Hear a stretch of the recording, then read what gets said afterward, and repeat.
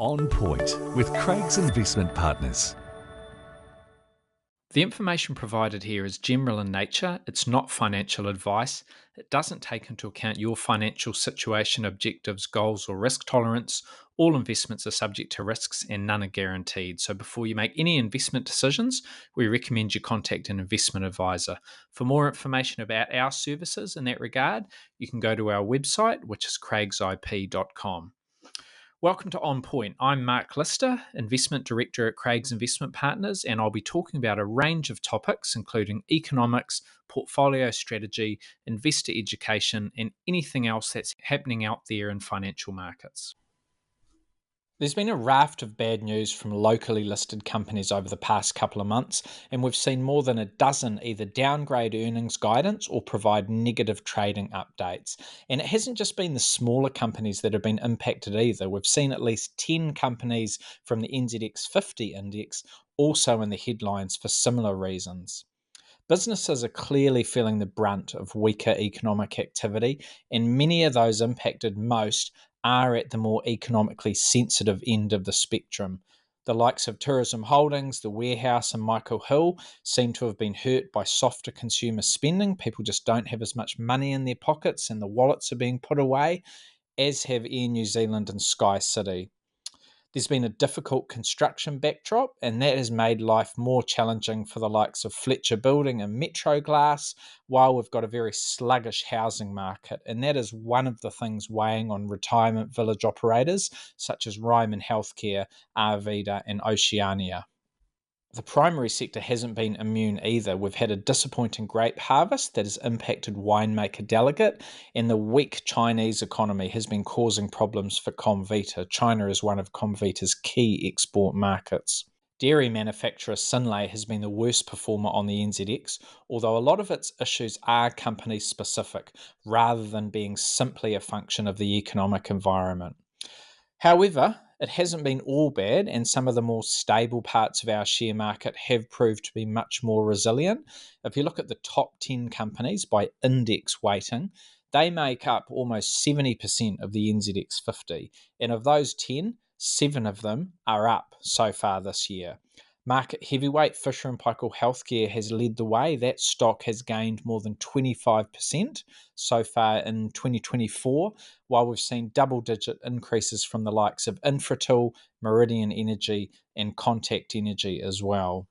The top performer on our market has been A2 Milk. That company is up 65% so far this year. So a very, very strong performance. And the share price is at a 3-year high, which is great news. However, it's still well below the glory days of 2020. So long-standing shareholders could still be down from where they were at a few years back. But it's been a very good performance this year and the highest we've seen since 2021.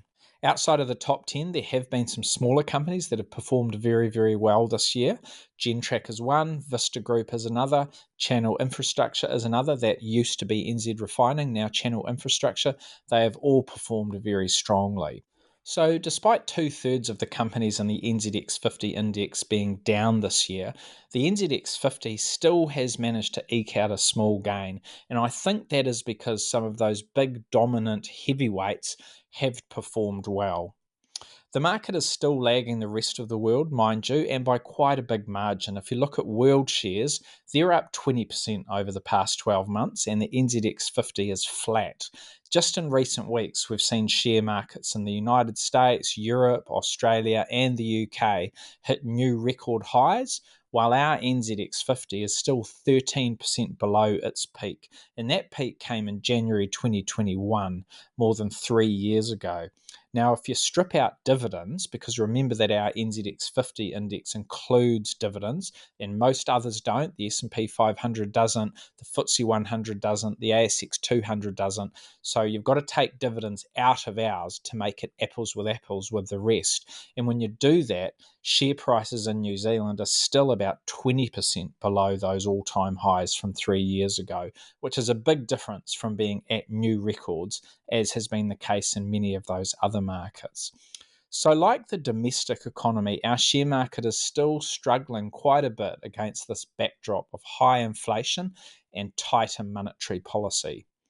The NZX is dominated by sectors like utilities, infrastructure, and real estate.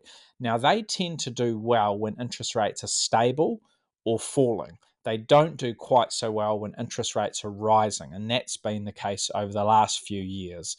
These high weightings to those large, stable businesses also mean that the NZX 50 in our share market overall doesn't mirror the economy particularly well, but it also makes the string of downbeat commentaries that we've seen quite telling, because if these larger businesses that are listed on the share market are doing it tough, many of our smaller ones out there almost certainly are finding it really challenging at the moment.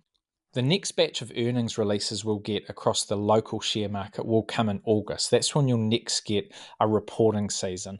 And most of the companies that report earnings for that period will be talking about the 6 months to the end of June.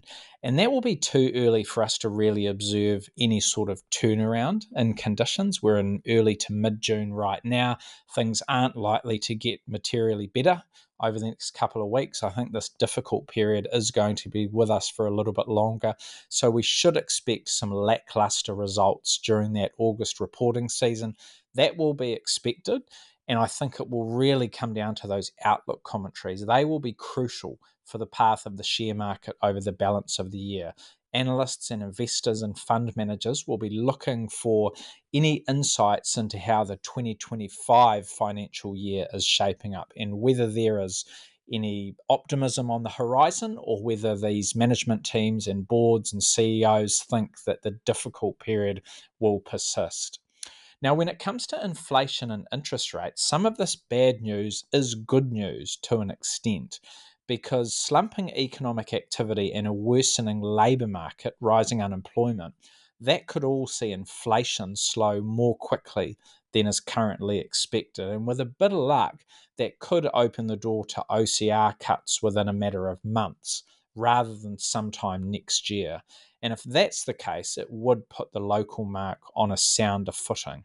New Zealand shares haven't been the place to be in recent times, but remember that in the 10 years leading up to the COVID-19 outbreak and that decade before COVID, New Zealand shares actually outpaced international shares in 7 out of 10 years. So we were a very strong performing market through that period. We've just struggled over the last 3 or 4 years as interest rates have been rising, and as our economy and our share market are very sensitive to interest rate movements, more sensitive than most because of the types of businesses and the types of sectors that dominate our share market, we tend to do better than most when you've got falling interest rates and worse than most when you've got rising interest rates.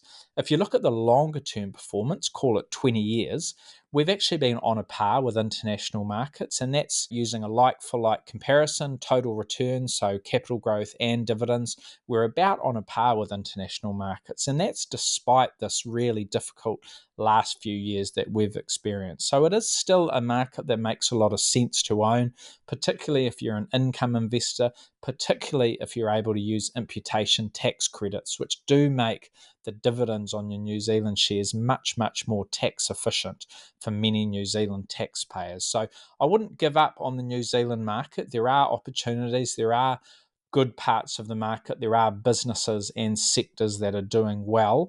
We just have to struggle our way through this challenging backdrop that we're facing at the moment and hope that there is a brighter period on the horizon. And I think there is. When I look ahead 6 months, 12 months, I do see a weaker economy, but also a bit of respite on the inflation front and OCR cuts on the horizon. Whether those come late this year or early next year, well, there are differing views out there in the market. I tend to err on the side of late this year.